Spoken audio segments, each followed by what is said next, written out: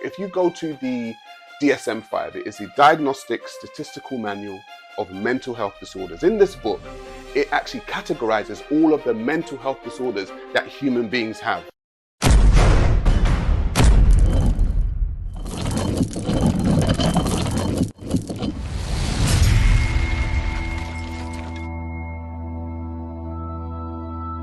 What up, guys? I am Sa Ra Garvey, and welcome back to Class is in Session with me, myself, Sa Ra Garvey. And I know you see what's on the board. God equals narcissist. Now, I want to let you guys know I'm not an atheist, okay? So before you guys think this is some kind of atheistic rant, some antichrist rant, it's not. What it is that it's just breaking down who God is, what God's characteristics are, and me, after my analyzation, the kind of conclusions that I came up with. Now, God is a narcissist. As a matter of fact, he is the perfect narcissist. And when I say God, I mean God of the Abrahamic religion specifically. Now, I am a pantheist myself. For all people that don't know what pantheism is, they can go on my page and see my videos on what a pantheist is and the type of things that we believe, etc., etc. But for this, we're going to talk about the Abrahamic God, specifically God of the Jews, the God of the Christians, the God of the Muslims. This God specifically is a narcissist. That's exactly what he is. I believe he's a narcissist for a couple of reasons, but what we're going to do to see if what I'm saying is correct, we're just going to go into the textbook definition of what a narcissist is. What is the first trait of what a narcissist is? Is to have an unreasonably high sense of self-importance and require constant, excessive admiration. Constant admiration. Does the God of Abraham, the Abraham religion God, require constant admiration? Yes. He requires you to consistently admire what he's done. As a matter of fact, not only does he require that, what he actually requires you to do is worship him. That type of admiration. In Islam, worship him 5 times a day. In the other religions, go to a specific place to consistently and constantly admire him. Any other traits that he has of a narcissist? They feel that they deserve privileges and special treatment. Special treatment. Yes, does this God require some special treatment? Yes, he does. As a matter of fact, all peoples tend to believe that God is the special one and should only be given certain treatment that others aren't given. That is trait number 2.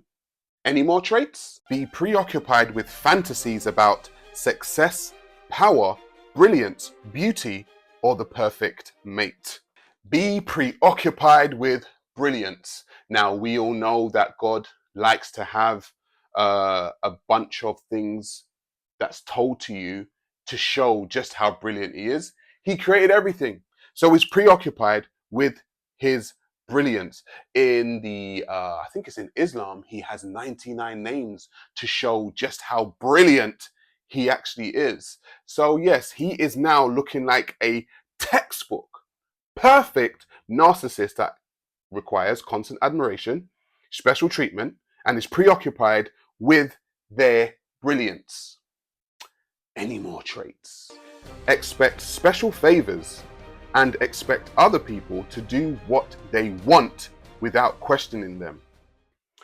We have all heard the term, don't question God. You shouldn't question God. You shouldn't question who God is. That's a narcissistic trait, ladies and gents. Don't question them. That is a textbook narcissistic trait. But we don't tend to acknowledge God's narcissism. I've said God is the perfection of narcissism. He is the perfection of the narcissistic individual.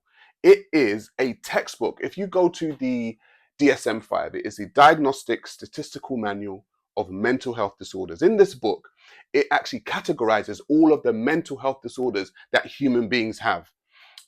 They've gone from the DSM-1, they're now on the DSM-5, in the DSM-6. I don't know what new mental instabilities will be in there, because it seems to be nowadays there's a lot of mental instabilities popping up all over the place. But yeah, this is in the DSM-5. So if you guys don't believe me and you think I'm just making this stuff up, please go to the DSM, the Diagnostic Statistical Manual of Mental Health Disorders, and look this stuff up. God is a textbook narcissist. Any more traits? Behave in an arrogant way, brag a lot, and come across conceited. Brag a lot. Does God brag a lot? God is braggadocious. God tells you that he created everything and he should be admired for that. And he likes to tell people, I am the Lord thy God, and I am the one who done this, and I am the one who done that. And yeah, it's all about him. Those are just 5 of the traits of a textbook narcissist. God, when you look at all of the traits, he actually ticks the box of all of them. So if you don't believe me, go to the DSM-5, go and have a look at it.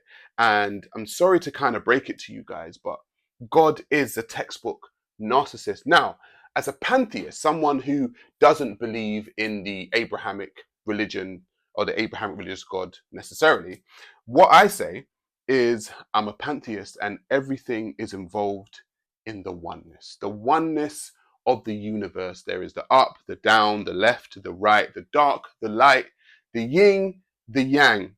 I do not have a Godhead that I look to for my guidance. I don't look to narcissists for my guidance, especially a narcissist that can't be proven to be true. You see, I'm of the opinion that human beings created this narcissist. This narcissist didn't create us.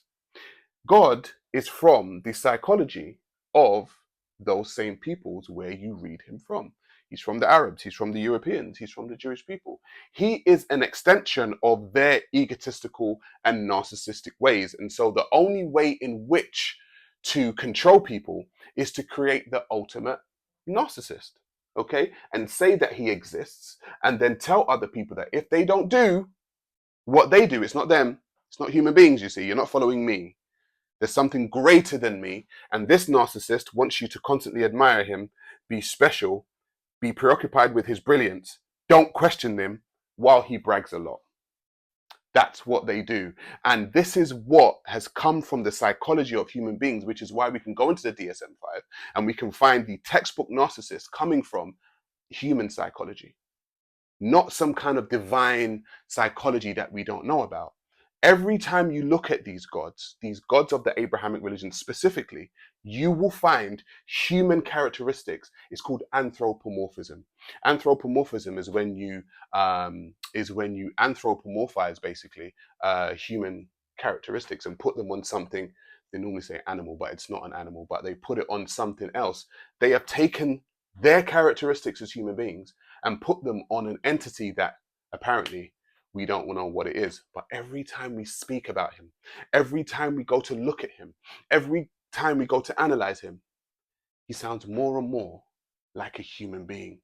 So yes, guys, in closing, I'd just like to say that God is the typical narcissist because he comes from the typical narcissist, which are human beings. I hope that helped.